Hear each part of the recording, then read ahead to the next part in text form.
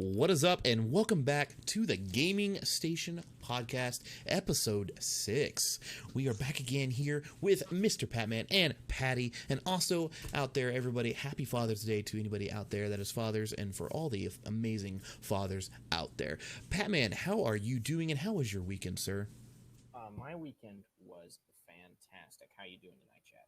I'm doing good. What about you, Patty? Welcome back. Oh, it's a great day. Another great day at the Gaming Station, and I wish to shout out to my dad as well for being a wonderful father. Awesome. Did you guys go see your fathers this weekend? Did indeed. If that's possible. I did not, because it is not possible, but I did play Dungeons and Dragons with him. Oh, nice. So lots of fun. All right, and just a quick shout out here. You guys can listen to the podcast anywhere.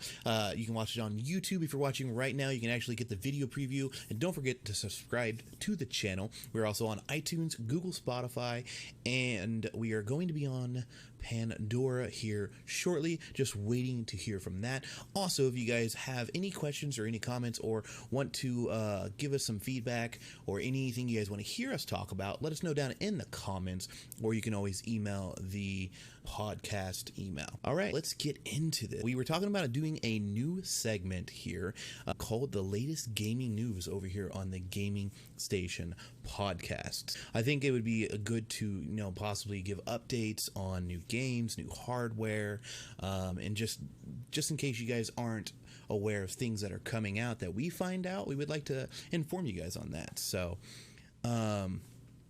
the first thing that I was going to say is I did see that SpongeBob Battle for Bikini Bottom Rehydrated has been remade after, I believe, 14 years after the last one. Yeah, that's 2003.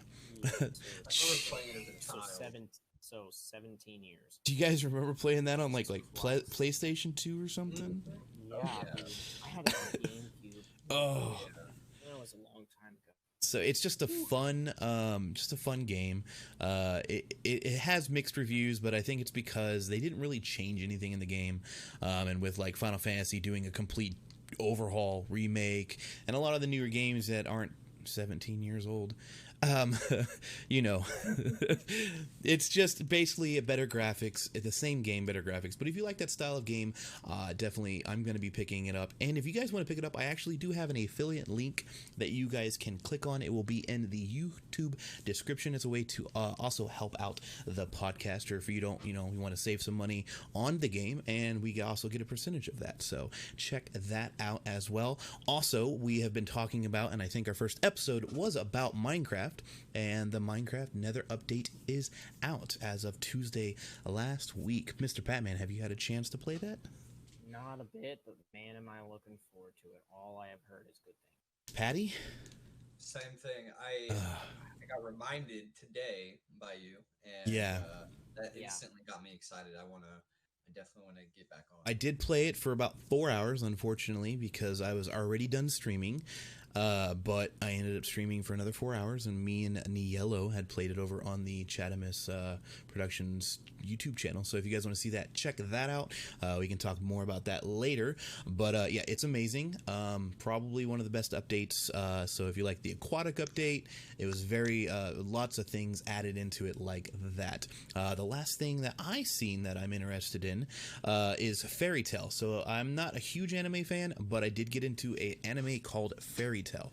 It is a very, very good anime, very funny, very action-packed, has a lot of good morals in the show. They're actually coming out with an RPG game. I don't know too much about that, but I know it's going to be on all platforms as well. And speaking about platforms, the code in the YouTube chat for SpongeBob Rehydrated is only for the PC Steam one, so check that out if you are looking for that on PC. So yeah, that is it from me on gaming news. Now let's go to Mr. Patman. What do you got today for us in gaming news?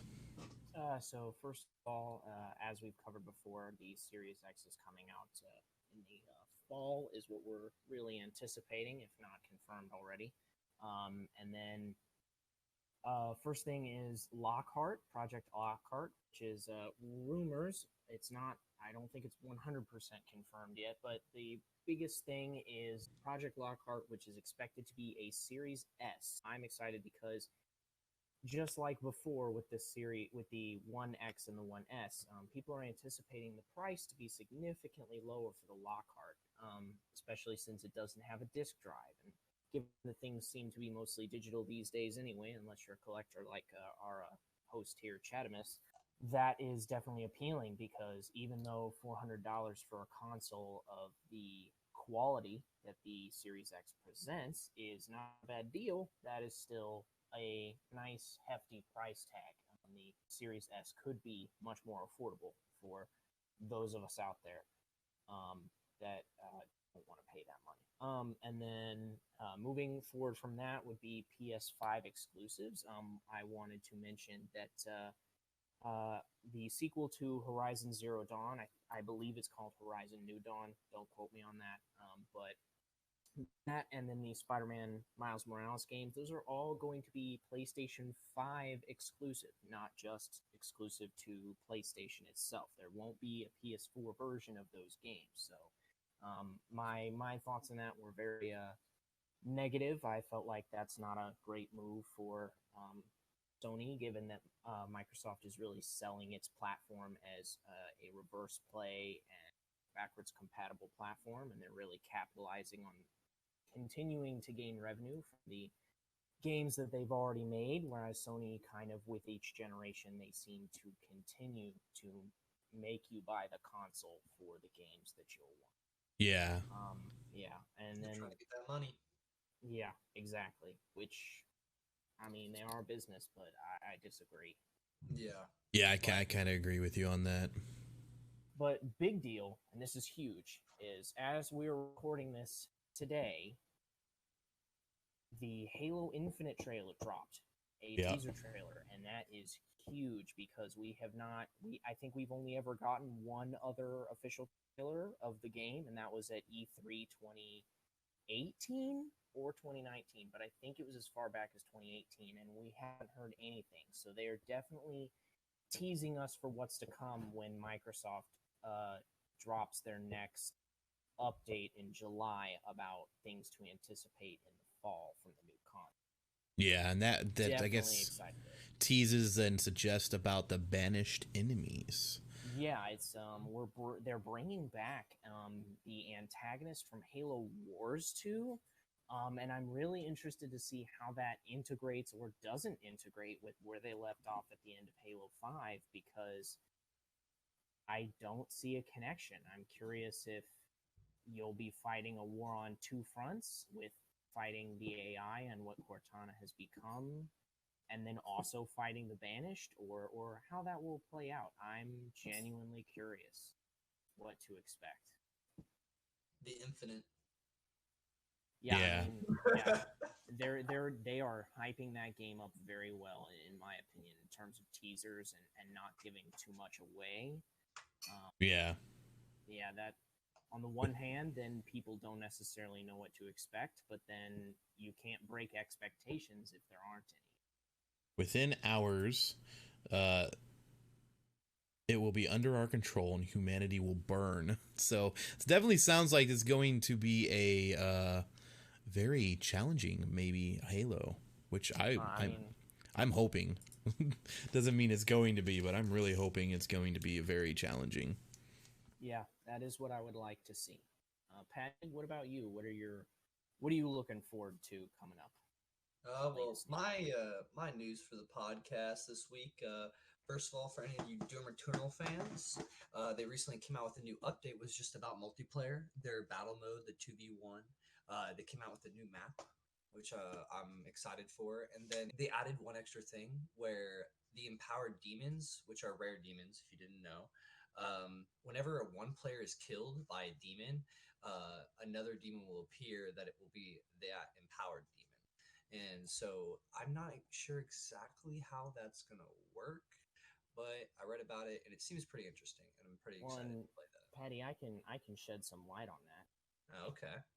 I'm a big Doom Eternal fan, and prior to recording this, I actually read a little bit about the update, and the one thing I did see was about the empowered demons, and basically in single-player mode, if you die, the demon that kills you is removed from your player experience and is put into someone else's campaign, and they have to fight that demon, and that demon gets stronger from you.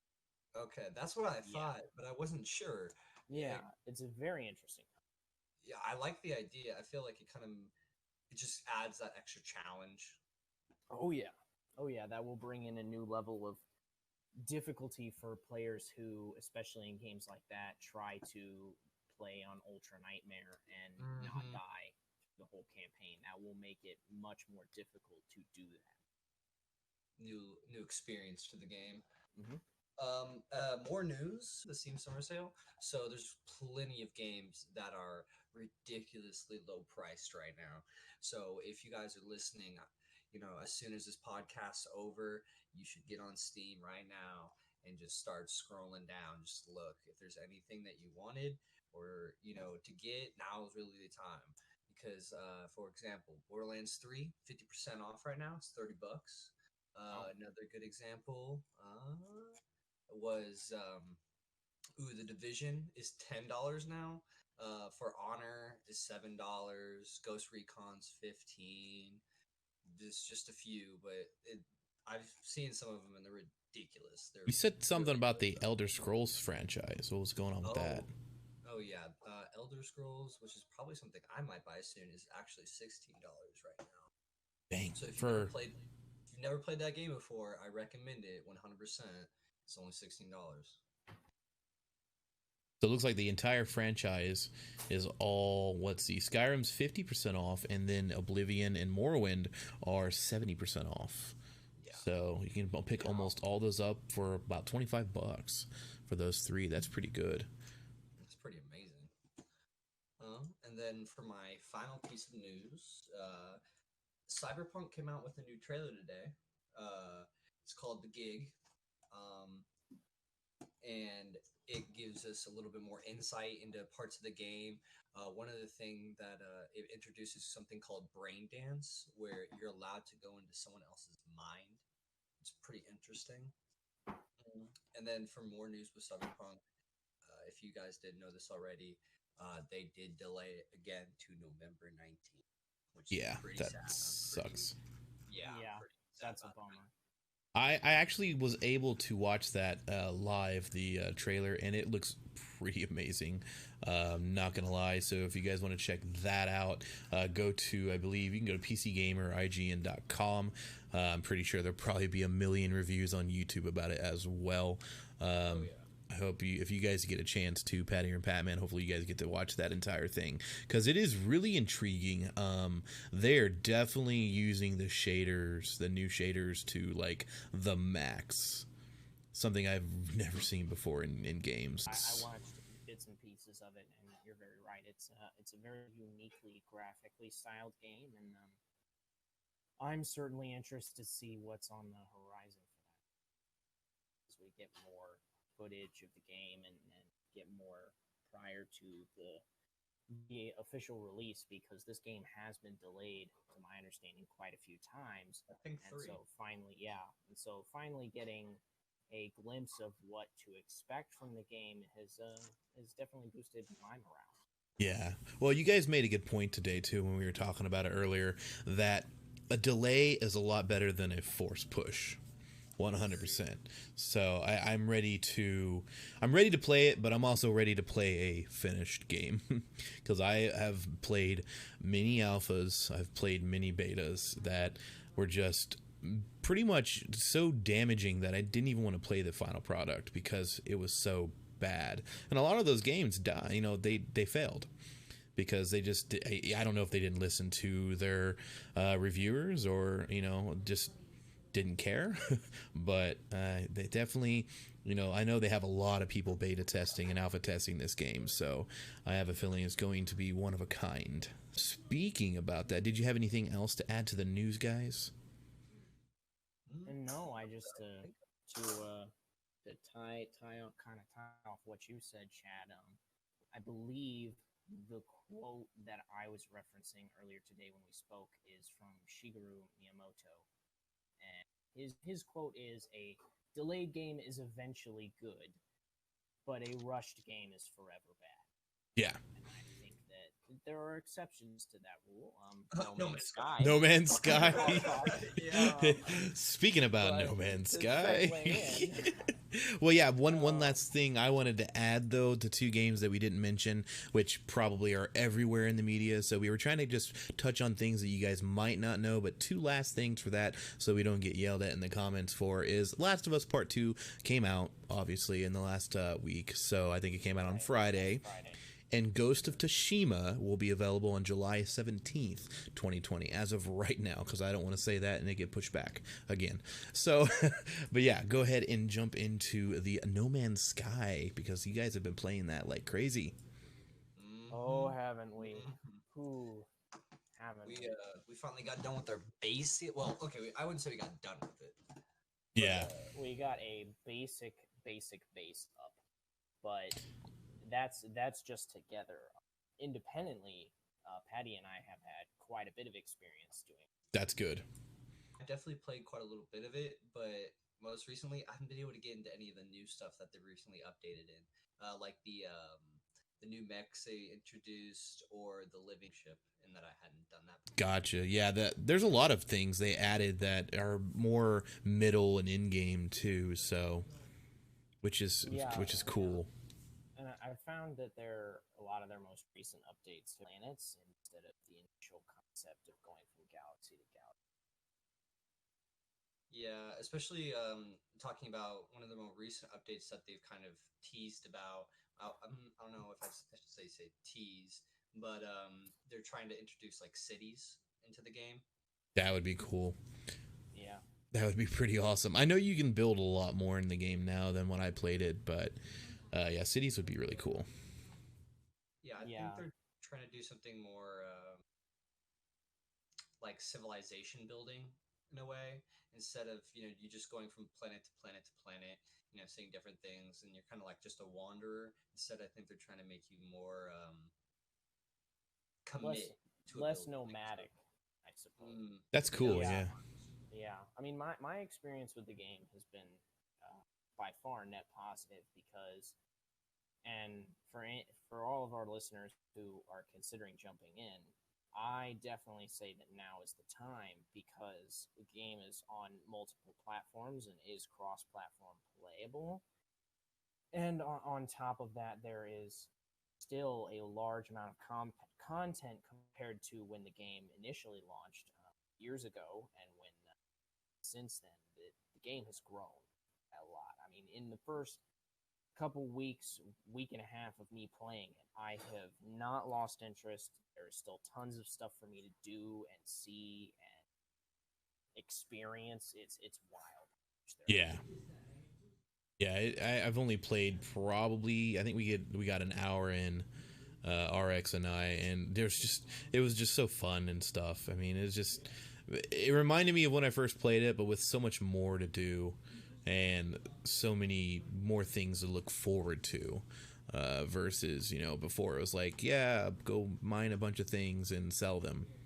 And that was pretty much your extent of your journey. That is definitely not what it is anymore. And Patty has a good point with them adding cities, and I agree. Like, when I read on the wiki and things like that, to try and learn more about the game, I have found that initially, when the game was first launched, the concept was that you go to the center of the galaxy to spawn into the next galaxy, and so on and so forth, to get all the way to 255. And each galaxy was better than the previous galaxy or different somehow. But now they're really shifting their focus on making each galaxy have more content and be more livable and more things to do, so that you don't have to go to the next galaxy to experience what the game has. Yeah. I wonder if they're gonna try something with like online. So just think with me real quick for a second. What if they made all 255, or they could make it they can obviously make more galaxies, but what if each galaxy was its own server, like on an online mode, and so like there'd be like thousands of people in one galaxy, and then they could all work together, do their own thing. Like economy would be intertwined. There'd be cities you can go to. I think that'd be amazing. It'd be cool as long as PvP wasn't on, I believe. I think PvP would make it to where people are trying to like guard their solar system or whatever. Well, but imagine like, think of it like, what if they took that direction and they included PvP, Chad? What if you had like an internal crime system and you had planets that had a higher crime rate because there were more people playing PvP on that planet? You know, you could get robbed, you could steal from someone, maybe they could develop a planet that's called a purge planet. And No Man's Sky, if you ever use that idea, I'm copywriting that. Yeah, good luck with that one. Where they have a high crime rate, but there's no rules. There's nothing against it. Like maybe some planets are more lawful than others. I don't know. They could take. I'm sure they're. Yeah, that's exactly what I was getting at. I'm sure they're going to RP this game eventually if they have not already. I mean, modding is definitely the future of gaming, because if you look at Grand Theft Auto, like the most popular streamers and game of Grand Theft Auto is the RP servers. Like nothing blew up more with Grand Theft Auto than the RP servers. So I don't doubt they're going to or have already made RP servers where they have international, Men in Black, the security for police. Yeah, the police force. Like that, they guarantee you that that's either an idea they're working on or it's probably already out somewhere. I mean, I'm not that high into the modded scene, but I'm sure you could find it. So I think that'd be cool. I don't know. I would say the highlight of my experience playing the game so far was definitely the abyssal horror that I ran into.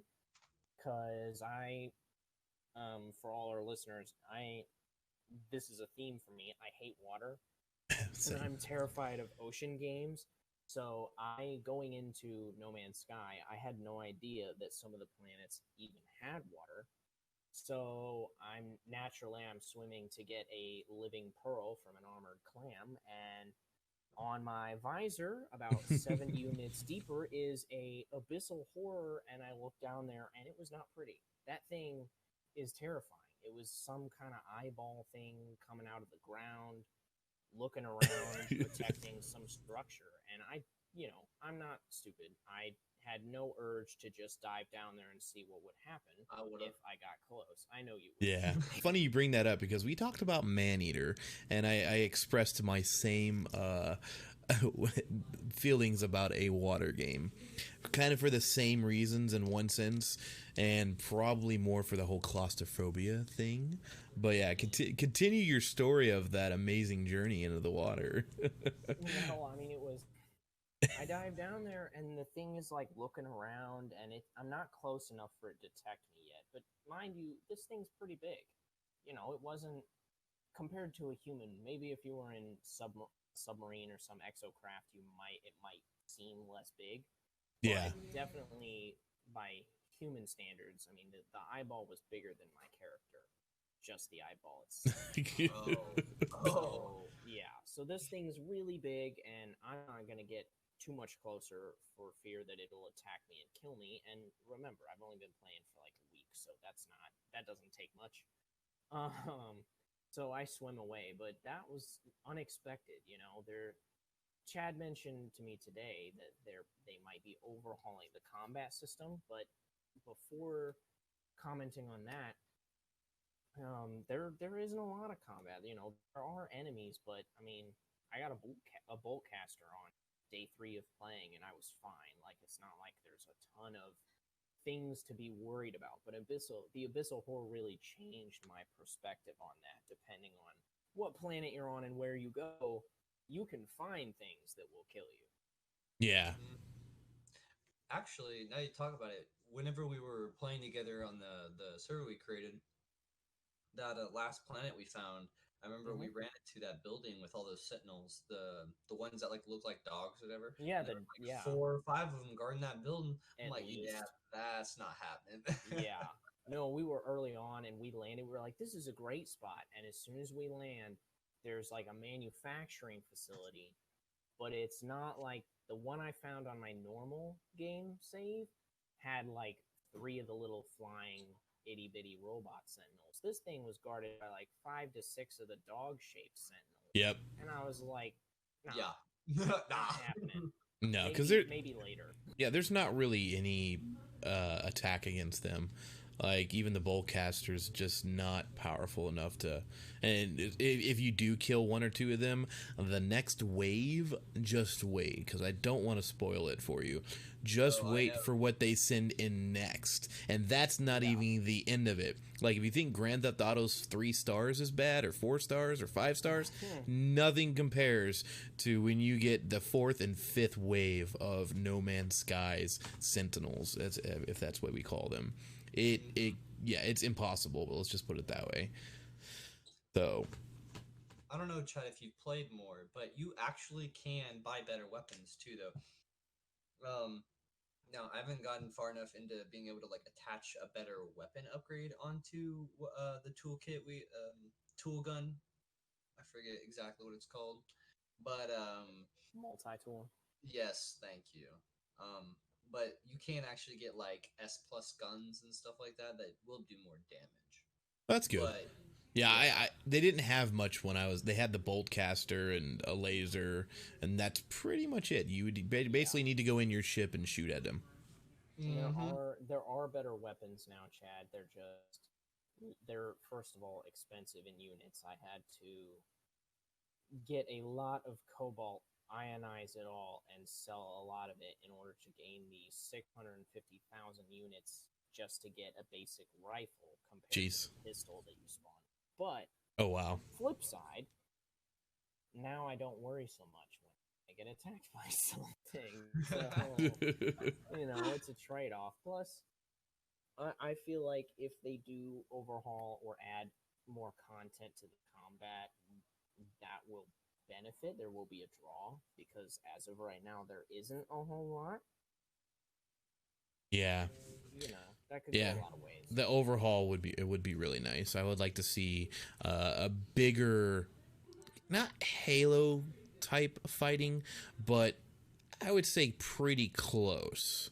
Like where the battle seems more legit, not where you're just shooting at a metal thing and hiding for 20 minutes trying to kill it and its friends that want to come find you. Well, and I'd also like to see more biological combat. I like the Halo direction that you're suggesting as well, but I'd also like to see more animals that become a regular problem. Yeah. Oh, I know I know.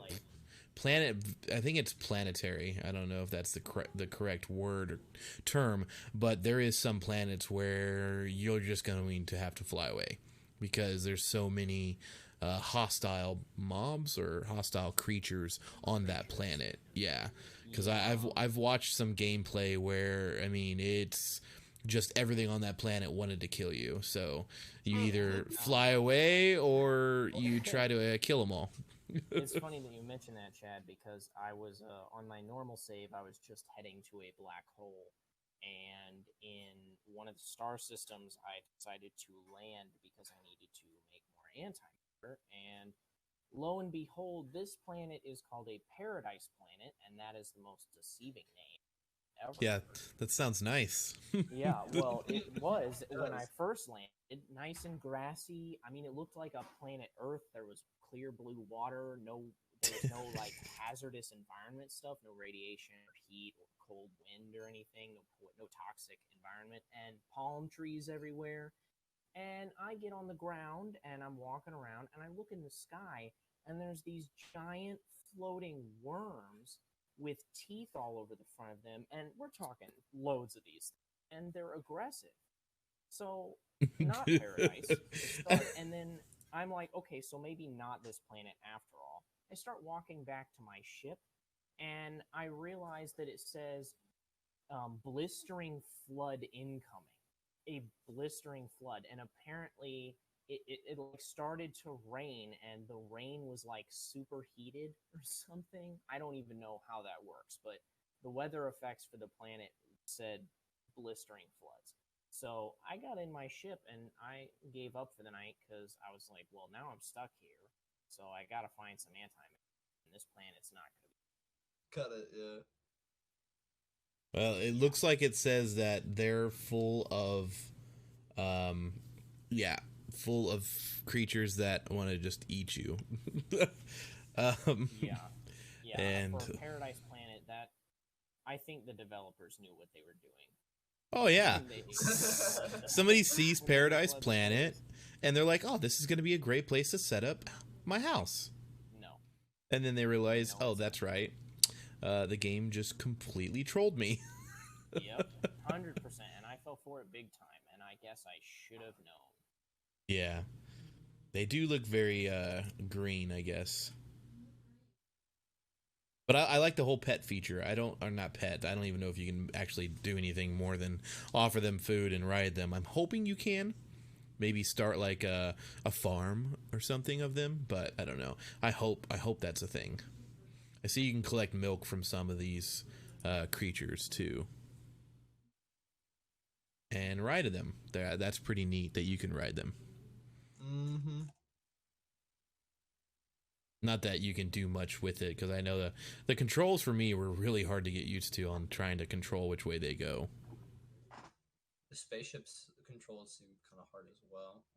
Yeah, they can be. I think I was telling either you or Patty that you really have to adjust them. Oh yeah. Especially controller, because I started this on controller on I believe was it Xbox, I believe, and then I got it on PC, and PC's so much easier, but it's still, there's a learning curve for the way that the ships fly, especially when you're trying to fight. I know there is plans for future updates, and I know you mentioned one of those, the combat. It's just rumors, the combat update, possibly revamping the procedural generation system as well. Whether that's true or not, who knows? I know it'd be a really nice thing to change that, because it's been the same way since it came out. Any change can be good. I mean, it just depends on how they do it. I mean, some of those overhauls are rumored, but the way I see it, you know, as far as I can tell, they have a good sense of what's good content to add. Yeah. And what kind of things are bad. I mean, it seems to me like they listen to the No Man's Sky fan base pretty well.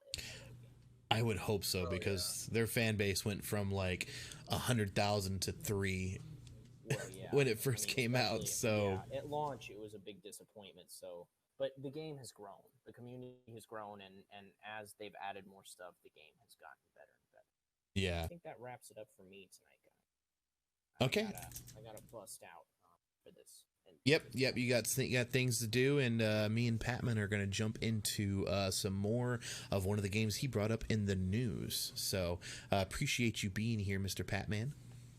Yeah, absolutely. Glad to talk, and I'll be back for the full length of the next episode. All right, sir. Well, you enjoy, and we will talk to you later. Yeah, you guys have a good rest of the night. All right. Thank you, sir. So, Patty, we were talking about something today that really irked me, and I have pulled it up here just to see what's going on, and that would be, guys, Cyberpunk 2077. Let me read this to you here. While Cyberpunk 2077 will be a single-player RPG, a separate multiplayer release is expected in 2022. I was not aware of this. I think I had heard about this, but I thought they had changed their mind. Now, me, myself, I love solo player games. So I don't play them because I don't have time. That's the main reason. Like, I'm always playing with other people because that's streaming. That's a lot more fun for everybody. Everybody likes to see and interact with multiple people. At least I feel that way. What's your feelings on it being solo? Well, be honest. I don't think it's going to deter people. Yeah. Necessarily. But I do think it's going to. I want to say maybe like depending on how soon they come out with a multiplayer after the game, can depend on their fan base. Correct. That is what I believe. Because I mean, if they come out with it too late and people start going through the game and finishing it in quotation marks, of course, because from what I can tell, this game is huge, and I'm sure there's plenty of replayability in the game. I'm 100% sure. But I do know, because I used to be one of those people myself, that not everyone wants to replay the game. Some people are just going to play it maybe once, maybe twice, and then they're probably going to be done and go back to whatever else they were playing. One thing I can kind of compare this to, for me, is Red Dead Redemption 2 coming to PC.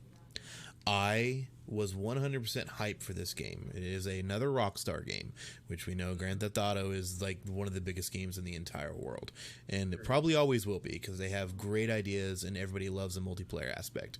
I was super stoked. I almost pre-ordered it. Okay, but it didn't come to PC for what, 6 to 9 months? I haven't even bought it. I haven't even bought Last of Us 2. I bought Last of Us 1. I haven't played it yet. Like I said, I don't have time to play single-player games, but I will be eventually playing those offline and recording and editing and uploading those. But I was so anticipating Red Dead 2, because I played Red Dead 1, unfortunately, towards the death of it, I guess.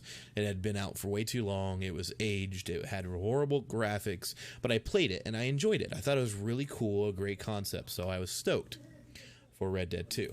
And then they said that the PC version wasn't going to be out for a while.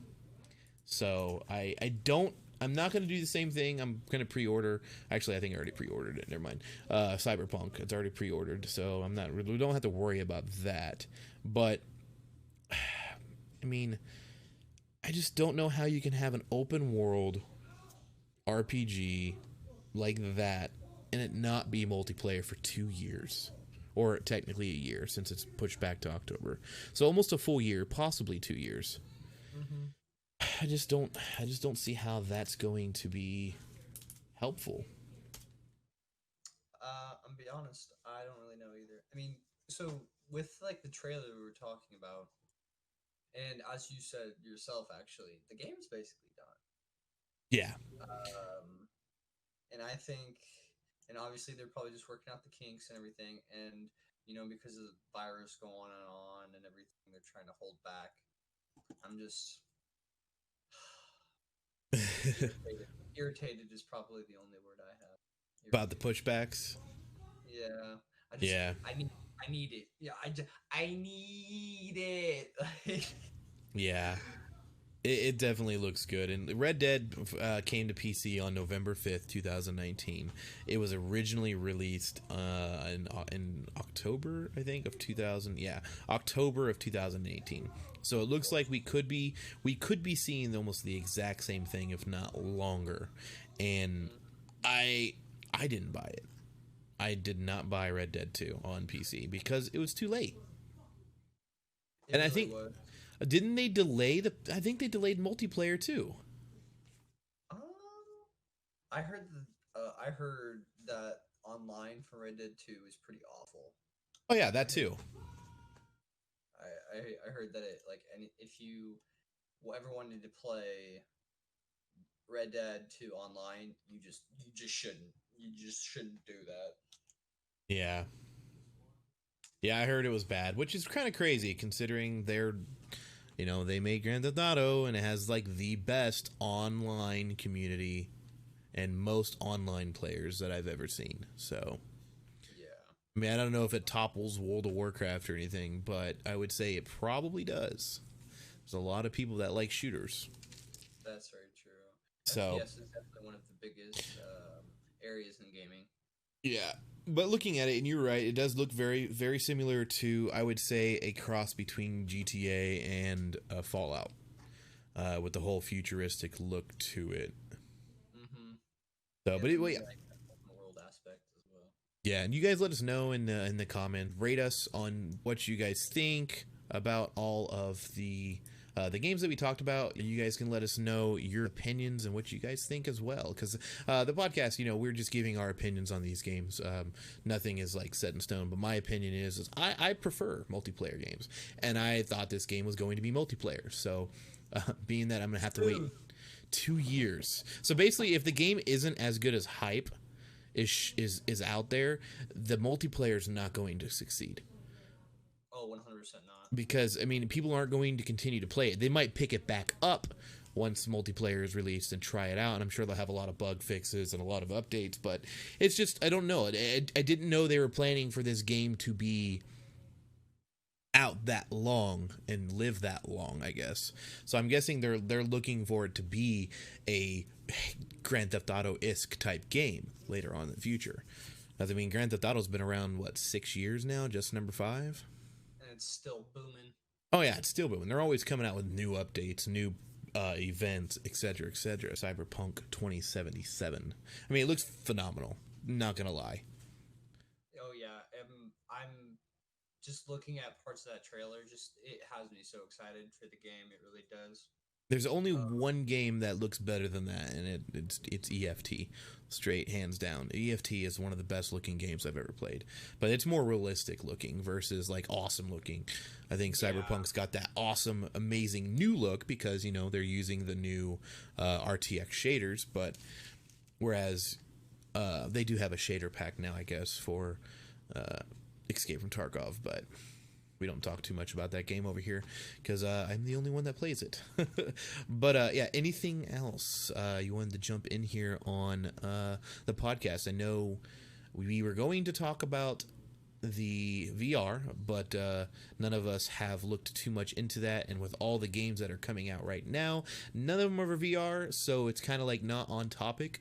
So that will be definitely a future episode. Same with we talked briefly on the new updates on the platforms coming out with the Xbox Series X and the PlayStation 5. But we will be talking more about that in future podcasts because it is coming out very soon. I think it might be holiday, but it seems like Sony and Microsoft are in a war with each other, so one might come out earlier than the other, and that means it's probably going to come out earlier than it did the first couple times. So we'll see. I was thinking the same thing, just saying sorry about the fact that we said we were going to talk about VR, but then it kind of became irrelevant, and yeah, at the moment at least. We can always come back and talk about it again. But, yeah, definitely going to topple that topic soon.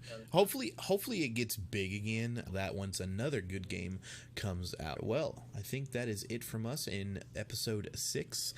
Thank you all for hanging out and listening to us. Next one should be out in a few days from the initial release of this one. And I'm not sure too much. What do you think we want to talk about then? I don't know yet. I think we'll have to think about it. Yeah. We'll look at the news of things, and I'm sure there's going to be a lot more things that come up between now and then. And we're going to hopefully be playing some No Man's Sky together, so we might have some more stuff on that. So you guys check that out. No Man's Sky is free with Xbox Game Pass and Game Pass Ultimate. So if you have that, check out that game. If you like creating stuff, if you like surviving and manipulating the ground and mining, and there's so many things. It's sandbox, open world. It's like Minecraft-y like game with space feel to it. So I don't know if that's the best summarization of the game, but that's my take on it.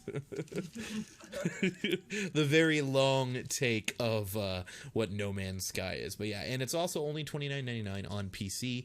It is cross-platform. It doesn't seem to be on sale at this moment, but that does not mean it won't change. So if you enjoy those games, check them out. It is on every platform besides Switch. Well, thank you so much, Patty, for hanging out, and Patman only missed just a little bit here, so we appreciate you guys and everything you do. If you guys want to help support the podcast and the channels, whether it be on Google Podcasts, Apple Podcasts, Spotify, Pandora, or over here on YouTube if you're watching the video version.